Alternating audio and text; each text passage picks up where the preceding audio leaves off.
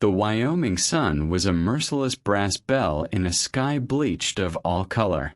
Caleb Rohr felt its weight like a physical press, a familiar burden he'd carried for 5 long years. He drove a nail into a cracked fence post with a rhythm born of pure muscle memory. A sharp crack, a puff of dry wood dust. It was a sound that echoed the hollow state of his own soul. He reached for another nail. His knuckles scraped and weathered and froze. 2 figures stood at the edge of his property, silhouetted against the shimmering heat haze. They were small, no taller than the prairie sage. For a disorienting second, he thought they were mirages, figments conjured by the loneliness that was his only constant companion. But they didn't waver. 2 little girls, dressed in sun-bleached cotton dresses that swallowed their tiny frames. Their hair was a riot of tangled curls around dust-smudged cheeks, and their bare feet were caked with the dry earth. They clutched a single faded carpet bag between them as if it held all the world's treasures. His hammer hung forgotten in his hand. The wind, which had been whispering through the grass, stilled as if holding its breath. One of the girls took a hesitant step forward. Her chin trembled, but her voice, though quiet, was clear. "Are you our daddy?" The words didn't make sense. They were a language he hadn't spoken in a lifetime. His heart gave a single hard thud against his ribs, then began to gallop, a wild drumbeat of confusion and a pain so old it had become part of his skeleton. He slowly, carefully, set the hammer down in the dirt. The finality of the sound seemed to break the spell. He crouched, bringing himself to their level, the worn knees of his denims protesting. His voice, when he found it, was a low, gravelly thing, though his chest felt like it was cracking open. "What's your name, sweetheart?" The same girl replied, her words a hush of breath. "I'm Ellie. And that's June." She pointed a tiny finger at her silent sister, who offered a small, shy wave. "Mama said," Ellie continued, her eyes wide and earnest, "if anything bad ever happened, we should find the man who smells like wood smoke and rides like thunder. The one from her dreams." Caleb's mouth went as dry as the dirt beneath his boots. Would smoke and thunder. The phrase was a key turning in a lock he had welded shut. Annabelle. Only Annabelle had ever said that, whispering it into his neck when he'd come home late from the range, the scent of the campfire and the echo of hooves still clinging to him. He looked closer, past the grime and the exhaustion. Same high cheekbones. Same little furrow between the brows when they were serious. And then he saw it, dangling from a fraying string around Ellie's neck. A tarnished brass locket. His calloused hand moved without his mind's permission. He reached out, his fingers trembling slightly. "May I?" Ellie nodded, her trust absolute and terrifying. He fumbled with the tiny clasp, his work-roughened fingers feeling clumsy and enormous. The brass shell popped open. Inside, on the left, was a pressed columbine flower. Its purple faded to a memory. On the right, a name was etched in the delicate looping cursive he would have recognized anywhere. Annabelle. The air left his lungs in a rush. It was a physical blow. He staggered back a step, rising to his full height, the world tilting on its axis. No, it can't be. She had died. 5 years ago. The fire on the passenger steamer River Queen on the Missouri. There had been a manifest, a recovered body identified only by the blue calico dress she was wearing when she boarded. He had buried what little remained in a small cemetery on a hill overlooking the ranch, a ranch that had lost its soul the day he got the news. The light had gone out of him, leaving behind this husk of a man who fixed fences and existed, but did not live. But here were pieces of her standing before him, asking if he was their father. Daughters. His daughters. The math was brutal and undeniable. If they were 4.5, Annabelle would have been pregnant when she left. A trip to see her ailing sister, she'd said. A trip she never returned from. He stood, his legs unsteady, and gently reached for the satchel they carried. You must be tired. June, the quiet one, nodded solemnly, her big eyes never leaving his face. She stepped closer, a tiny instinctual movement that shattered another piece of his resolve. He pushed the gate open, its whine a familiar complaint. Come on, he said, his voice thick. Let's get you out of this sun. They followed without a moment's hesitation, falling into step on either side of him as if they had always belonged there. Then Ellie slipped her small, warm hand into his. It was a gesture of such profound trust, such simple belonging, that he didn't flinch. He closed his fingers around hers, the feeling foreign and yet more familiar than his own heartbeat. Inside the cool, dim cabin, the world felt different. He poured water from a pitcher into a basin and brought out a tin of shortbread cookies he kept for the occasional visitor. The girl sat quietly at the rough-hewn table, watching his every move with wide, solemn eyes. As they ate with the delicate focus of the truly hungry, he moved to an old chest of drawers. From beneath his family Bible, he pulled a faded daguerreotype.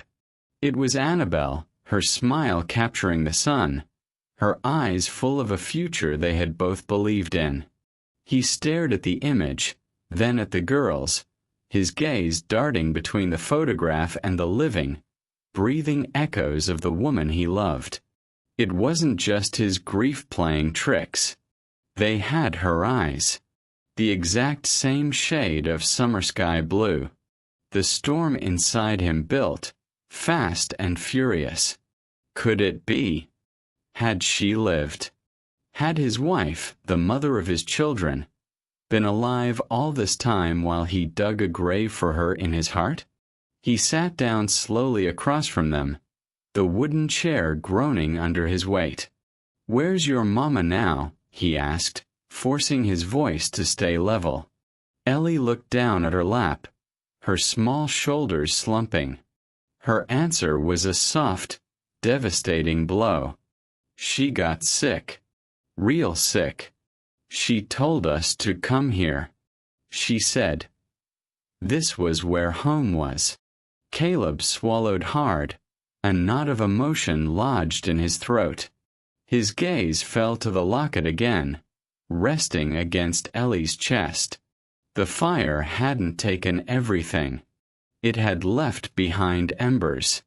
And now those embers were sitting at his table, two sets of curious, hopeful eyes watching him, waiting for him to be the man their mother had promised them he was. He leaned back, staring out the small window at his empty land. The wind had picked up, rustling the leaves of the cottonwood tree. Somewhere deep inside, something long buried and given up for dead shifted, cracked open and reached for the light. Caleb Rohr, widowed and broken, felt the echo of a heartbeat he thought had died. And it was calling him back. The next morning broke soft over Gentry Ridge, painting the world in hues of amber and rose. Caleb stood at the gate, a cup of bitter coffee in his hand, and watched his two unexpected guests, no, his daughters, splash through the dew-wet grass. They were chasing a speckled hen that clucked in indignation. "Easy there," he called, his voice a low rumble. "Hen ain't gonna lay no eggs if you scare the feathers off her." Ellie turned, giggling, her curls a wild mess. She's real fast. Faster than you? Caleb asked, a faint, almost forgotten smile touching his lips. No way. June shouted from behind the coop, a rare burst of boldness. It was barely mid-morning, but the ranch was already alive with a new energy. He had shown them how to gather eggs, their small hands, xiaoxin yi de zai dao cao zhong ma sua, carefully searching in the straw. He'd taught them to sweep the chicken feed, and pointed out the wild raspberries growing by the fence. By noon, he was brushing down Clover, his gentlest mare. Ever been on a horse before? He asked. Ellie looked uncertain. June nodded with the boundless courage of a 4-year-old who didn't know what fear was. You ride up front, he said to June, lifting her into the saddle. He mounted behind her, his large frame enveloping her slight one, the reins held securely in his grasp. Clover plodded forward, and June's gasp of delight was followed by Ellie's excited laughter from the ground. He took them down to the river bend, the sun shimmering on the water, and back past the old orchard, the place where Annabelle used to pick apples, her bare feet dusty, her laughter ringing through the trees. He remembered how she'd braid apple blossoms into her hair in the spring. And suddenly, he saw it. Ellie, peering up at him from the saddle, had the same eyes, the same curve to her smile when she laughed too hard. A hinge long rusted shut in his chest groaned and finally gave way. They spent the day outside. He chopped firewood, the rhythmic thwack of the axe a counterpoint to the girls' play. June stacked kindling with intense focus, while Ellie danced in the sawdust, drawing shapes in the dirt with a stick. It was late afternoon when it happened. Ellie, running downhill with the reckless joy of childhood, caught her foot on a gnarled root. She fell hard, a cloud of dust pluming around her. A sharp cry tore from her lips. Caleb dropped the axe and ran. She was curled on the path, clutching her knee. A gash wept blood down her shin. Her lip trembled, but she didn't wail. She looked up at him, her eyes wide with pain and a flicker of fear, not of the injury, but of his reaction. "You're okay," he murmured, his voice surprisingly soft. He pulled a clean rag from his pocket, his hands, for all their size and roughness, surprisingly gentle as he dabbed at the blood. "You're all right, Ellie girl." He wrapped the wound, tight enough to stanch the flow but not to hurt. Her small hand gripped his wrist. "You're not mad," she whispered, tears glistening in her eyes. Caleb looked at her then really looked. The freckles dancing across her nose were Annabelle's. The shape of her face, the set of her jaw, it was all his wife. "Never at you, darling," he said, and his voice broke on the last word. "Never."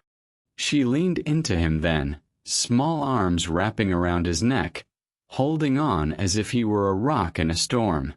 June came up behind them, wrapping her arms around them both, creating a small, huddled circle of solace in the dirt.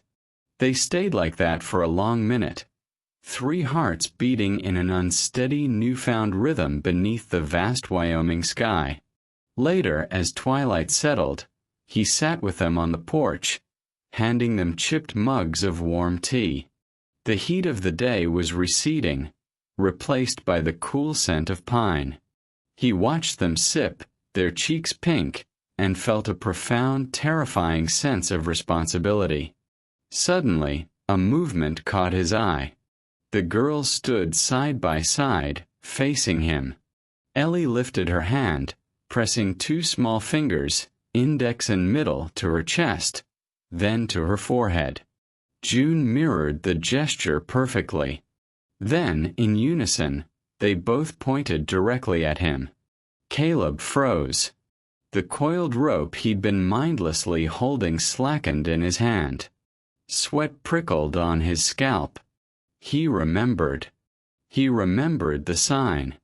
It was their secret. A silent, sentimental code from a time when their love was new and words felt too vulnerable. I carry you in my heart, in my thoughts, and I send you all my love. They had done it across crowded rooms, from porch to barn, a private language of devotion. He hadn't thought of it in years, had buried it with everything else. A pulse hammered in his ears. He let the rope drop and stared at the girls, his foundation crumbling. The girls giggled, a soft, mirrored sound, then dropped their hands and resumed sipping their tea as if they hadn't just rewritten his history. Ellie looked at him. "Mama taught us," she said softly. She said, "If we ever get lost and find a man who feels like home, show him this." She made the gesture once more, slow and deliberate. Mama didn't say his name. She just said, if he saw it, he'd remember her. Caleb's breath caught. He closed his eyes, placing a dusty hand over his face. He didn't weep, but the urge was a tidal wave inside him. Not for his own lost years, but for her. For Annabelle, living somewhere, teaching their daughters a secret code to find a ghost.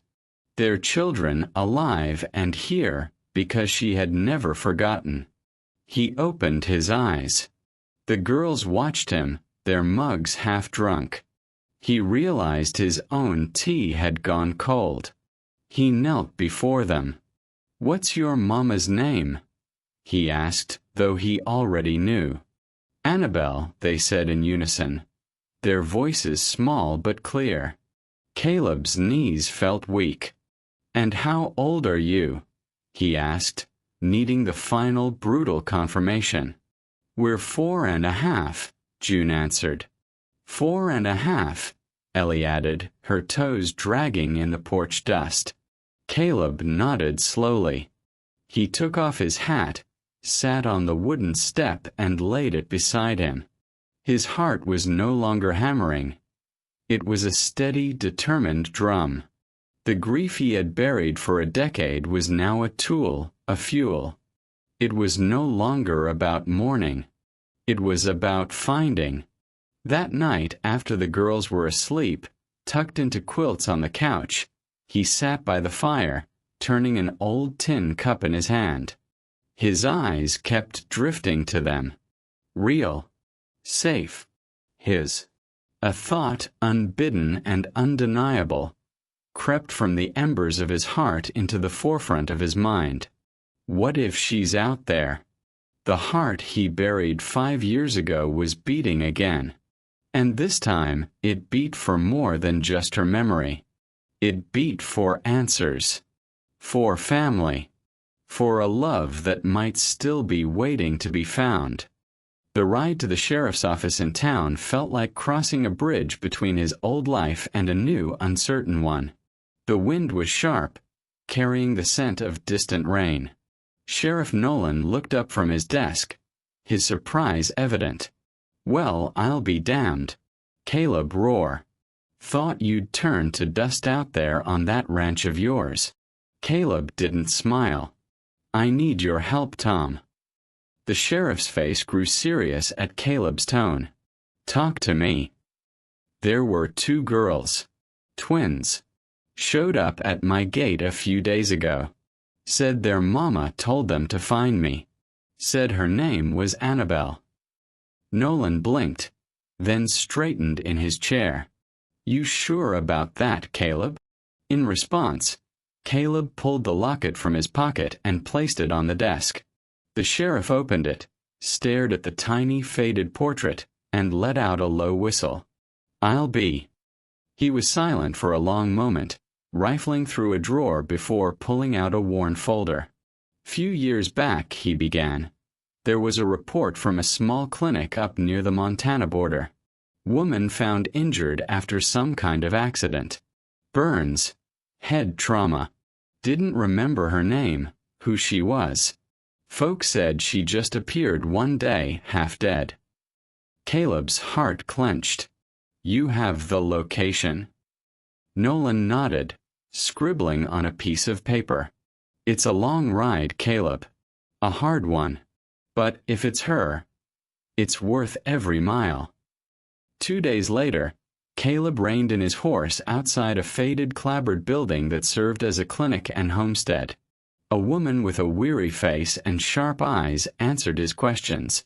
She stayed here near a year, the woman said, her voice a slow drawl. Didn't speak at first. Would wake up screaming, covered in sweat. Had nightmares so bad she'd claw the walls. She shook her head at the memory. Eventually, a family nearby took her in. Good people. The Millers. Gave her a place to rest, a name. Where? Caleb asked, his voice tight. The nurse pointed west. Hollow Brook Ranch. 3 miles that way. But you should know, she's been real sick lately. Fever. Might not remember a thing. Most days she doesn't. Caleb didn't answer. He just turned his horse and rode. The ranch was small, nestled in a low valley, peaceful and isolated. Smoke curled from the chimney. A young boy whittled on the porch, looking up with curious eyes as Caleb approached. An older woman came out, wiping her hands on her apron, her expression wary but kind. Can I help you? She asked. I'm looking for someone, Caleb said, his hat in his hands.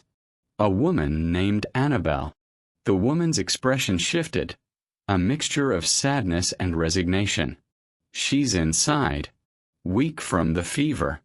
Been like that for days. She saw the desperate plea in Caleb's eyes and sighed. Please be gentle. Inside, the air was thick with the scent of lavender and wood ash. Caleb's boots were quiet on the rough wooden floor. And then he saw her. Lying on a narrow bed, wrapped in a quilt, was Annabelle. His breath left him in a silent rush. It was her, and yet it wasn't. Her face was thinner, etched with lines of suffering he hadn't been there to share. Her hair, once a cascade of rich chestnut, was shorter and lank against the pillow. But it was her. The curve of her cheek, the shape of her lips. It was the face that had haunted his dreams and his waking hours for 5 years. He stepped closer, his shadow falling over her. Annabelle, he whispered, the name a prayer on his lips. She stirred faintly, her eyelids fluttering open. Her eyes, the same summer sky blue as her daughter's, were hazy, unfocused. They looked at him without a flicker of recognition. I'm sorry, she said, her voice a dry rustle. Do I know you? The 4 words were a physical blow. He swallowed hard, his own voice breaking. Not anymore. She blinked slowly. Have we met? He could only nod, the weight of his grief and hope threatening to crush him. The door creaked softly. The woman from the porch entered. She never knew, the woman said gently, answering the question he couldn't ask. Not about the children. Not until the girls were born. She must have slipped away while we were tending the fire last week. We've been searching. She must have thought she was dying. Caleb's stomach turned. They came looking for me. They thought she was dying. She still might be, the woman said, not unkindly. Caleb sat by the bed, reaching out a hand but not daring to touch her. He looked into the eyes that had once held all the world for him and saw nothing but shadows and confusion. But he stayed. Because something deep in his chest, the same instinct that had recognized the secret sign, told him the light wasn't gone. It was just waiting. He never asked to stay at Hollow Brook. He simply did. He fixed fence posts the Millers had neglected, fed the chickens, drew water before dawn. He was a quiet, solid presence, like an old tree that had always been there. When asked, he simply said, Caleb, a friend. Annabelle watched him with cautious, weary eyes. There was something familiar in the way he moved, the way he tied a rope, the way he stirred his tea without looking. But she said nothing. The world had taught her not to trust. But there were moments. He laid a mug of tea beside her one morning, not in front of her, but slightly to the left, just the way she used to prefer. Her hand paused mid-reach, puzzled by the strange comfort of the gesture. When her hair fell across her eyes as she chopped vegetables, he instinctively reached to tuck it behind her ear, then stopped, his hand frozen in the air as if burned by the memory. He turned away quickly, mumbling about firewood. One twilight, she saw him brushing down one of the miller's horses. The low sun caught him in profile, and she stared, her breath catching. That scent, leather, pine, and something warmer, something uniquely him, washed over her like a forgotten song. One afternoon, folding laundry on the porch, she asked the older woman, "Miriam, why is he really here?" Miriam just smiled a sad, knowing smile. "You ask like you don't already know." Annabelle didn't answer. She only stared out at the pasture, her heart drumming a strange, hopeful rhythm. That night, the air turned cold. Caleb slept in the barn loft. Later, near midnight, a sharp cry pierced the silence of the house. Annabelle thrashed in her bed, trapped in a nightmare. No, no. The fire. Caleb. She jolted upright, gasping, drenched in a cold sweat. In the darkness, she felt a presence. Caleb stood in the doorway, his frame filling the space, his hands clenched at his sides, not daring to come closer. She blinked at him, dazed and disoriented, her breath coming in ragged sobs. "Why?" She whispered, her voice trembling. "Why do I know your name?" His voice was low and thick with emotion. "Because part of you still remembers." Her eyes searched his face in the dim light, desperate, frantic for meaning. "I see you in my dreams," she choked out. "You're always running toward me, and I'm always too late." He crossed the room then, slowly, and knelt beside her bed. He didn't touch her, but his closeness was a balm. "You're not late," he said, his voice unwavering. "You're right here." It was then that she broke. The dam holding back 5 years of fear, confusion, and fractured memories shattered. Sobs racked her body, and she reached out blindly. Caleb took her hands in his grip strong and sure and gentle all at once. She clung to him, crying into his worn shirt, and he let the tears fall, his own silent ones mixing with hers. He did not speak again that night. He did not have to, because in the echo of her nightmare, she had spoken the name she did not know she remembered.